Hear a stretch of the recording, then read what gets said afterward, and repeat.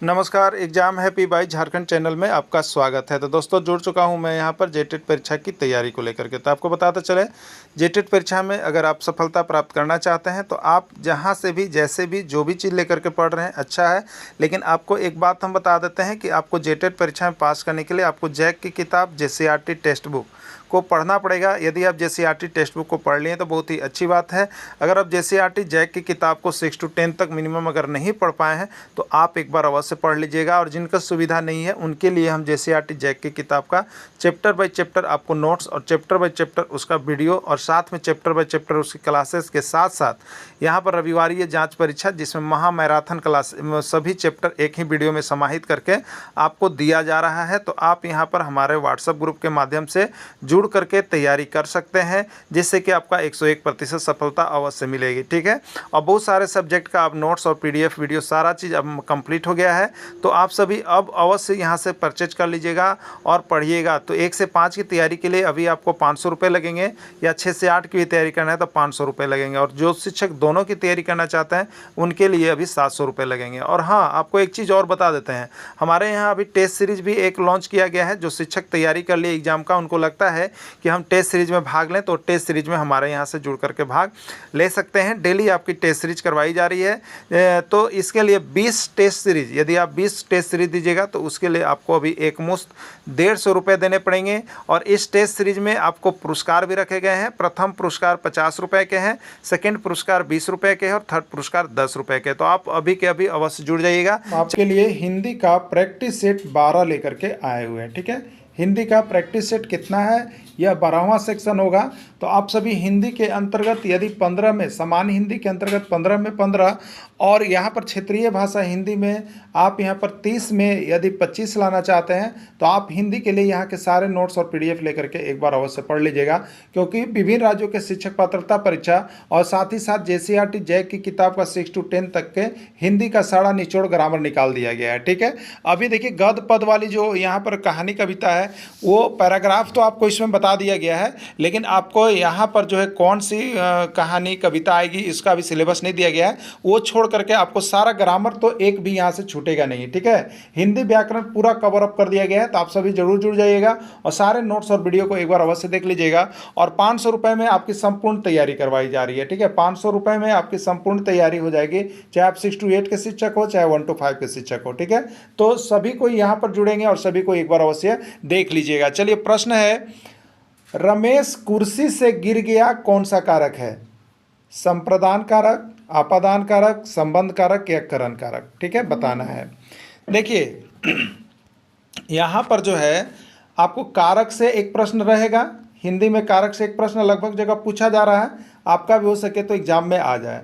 इसलिए कारक का पूरा पीडीएफ और पूरा नोट्स बना हुआ है, वहाँ जा करके देख लीजिएगा। और यहाँ पर हम इसके बारे में आपको बता देते हैं। देखिए, जैसे रमेश कहाँ पर बैठा हुआ था बताइएगा? रमेश कुर्सी पर बैठा हुआ था। ठीक है, कुर्सी पर बैठा हुआ था।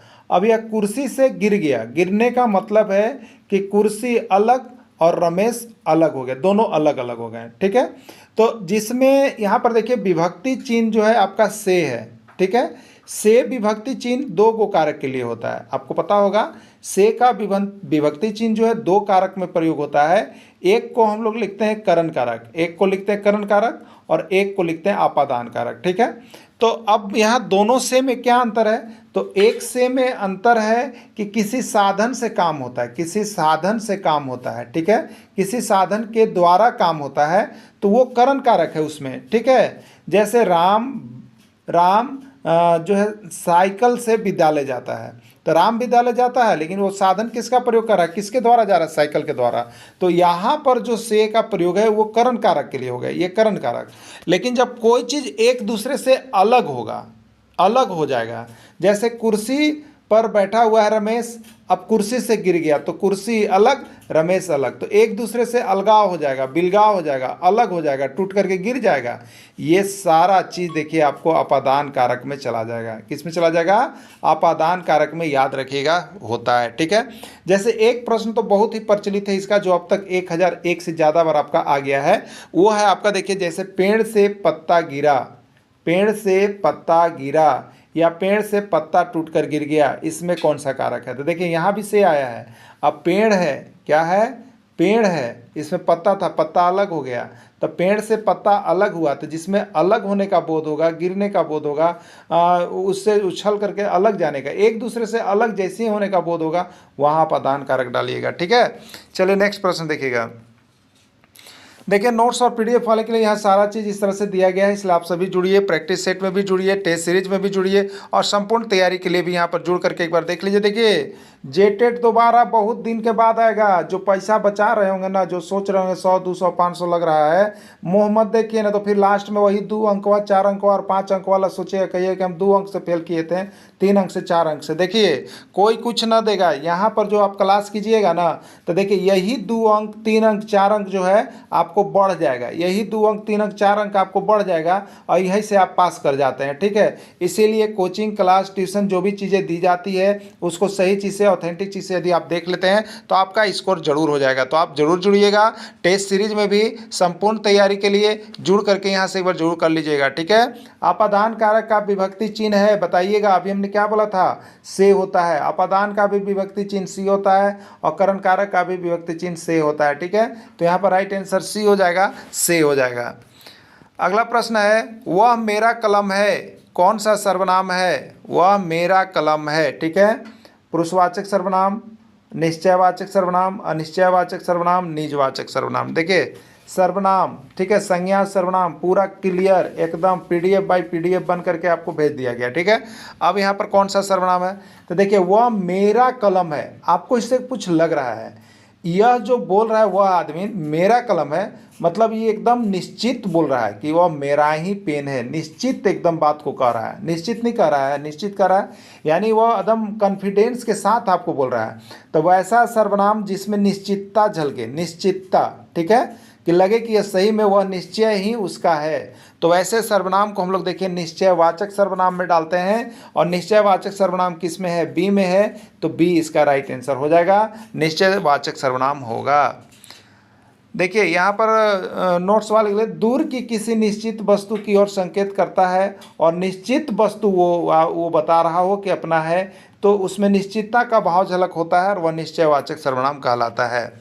अगला है, यह उसका कार है, बताइए। निश्चित है, वो बोल रहा है कि यह कार जो है उसका है, उस आदमी का, अमुक आदमी का है, तो इसमें बात में निश्चितता का झलक है, निश्चितता का झलक है। ठीक है, तो जिसमें निश्चितता का झलक है वो निश्चयवाचक सर्वनाम है। वो कौन सा सर्वनाम है, निश्चयवाचक सर्वनाम है, यानी राइट आंसर इसका बी हो जाएगा।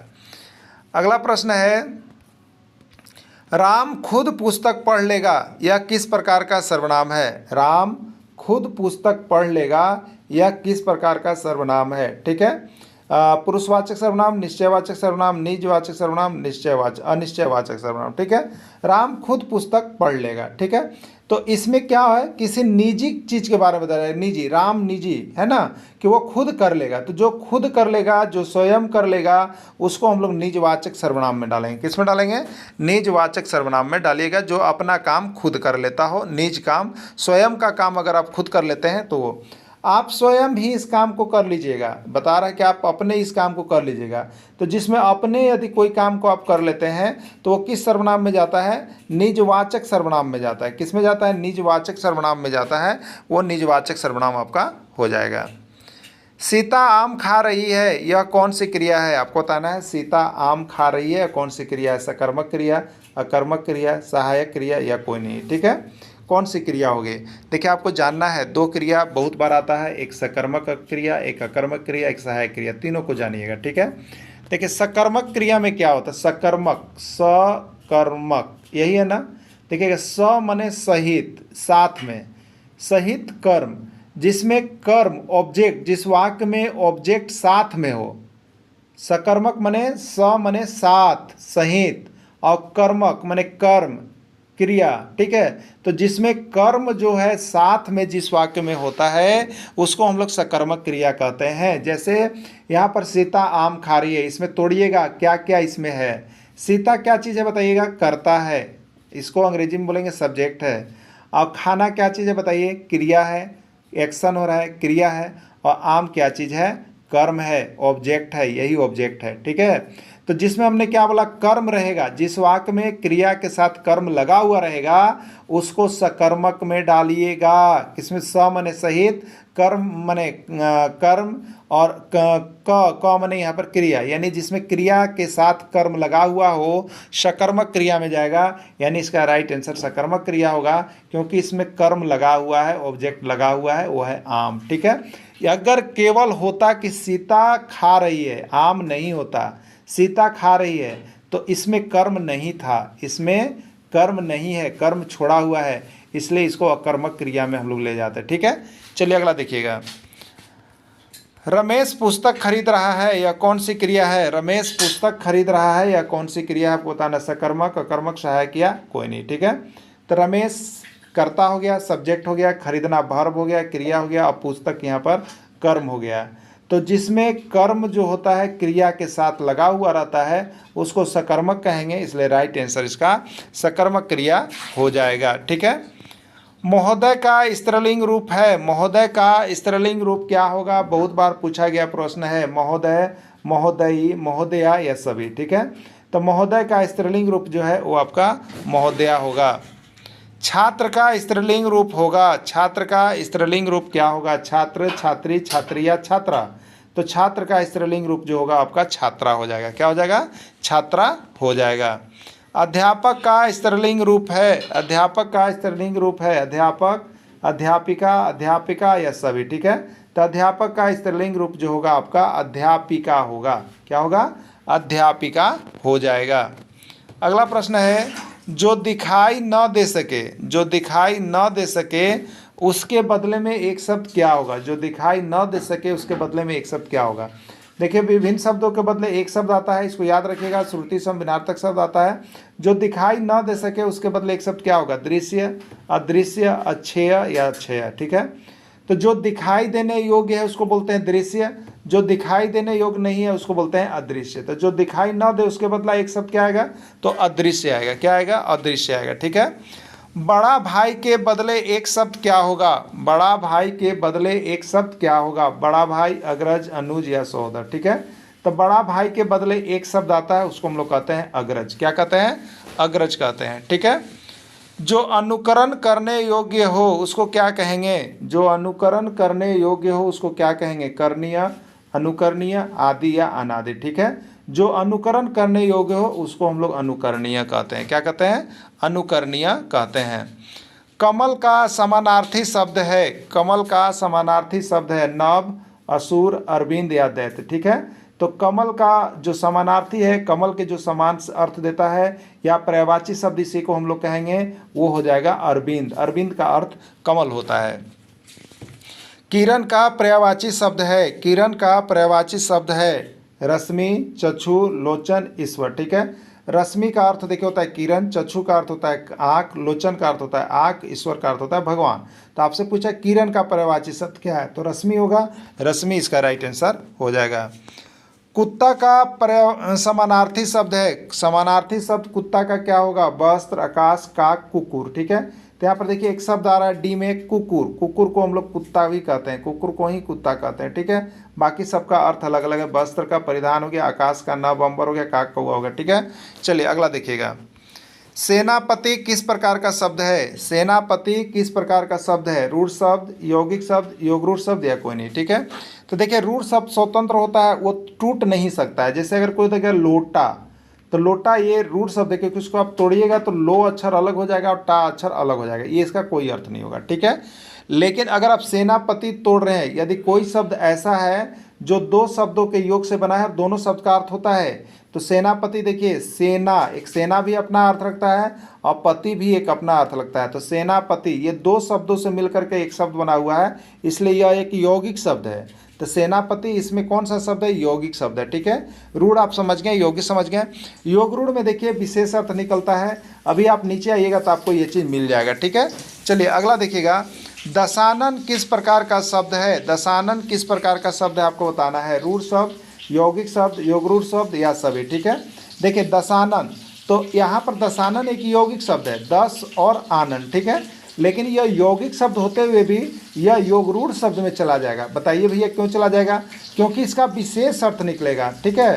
तो वैसे यौगिक शब्द जिसका विशेष अर्थ निकल जाए तो उसको यौगिक की श्रेणी से हटा दीजिए और योग रूढ़ की श्रेणी में डाल दीजिए। ठीक है, तो दशानन 10 हो आनंद 10 हो मुख जिसका, और उसका अर्थ होता है रावण, इसलिए यह यौगिक न होकर के योग रूढ़ में चला जाएगा। ठीक है, अगला मुरलीधर किस प्रकार का शब्द है बताइएगा। मुरलीधर किस प्रकार का शब्द है? रूढ़, यौगिक, योग रूढ़ या कोई नहीं। ठीक है, मुरलीधर तो मुरली और फिर धारण करना को मुरलीधर कहते हैं हम लोग। ठीक है, तो मुरलीधर एक यौगिक शब्द हो गया, लेकिन इसका विशेष अर्थ निकल रहा है जो श्री कृष्ण भगवान के सेंस में हम लोग लेते हैं मुरली को धारण करने वाला, तो ये योग रूढ़ में चला जाएगा। किस में चला जाएगा?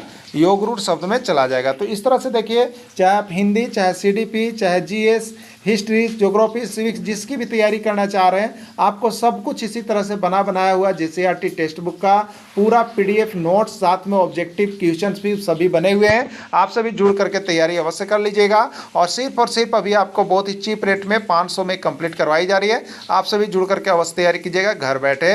धन्यवाद।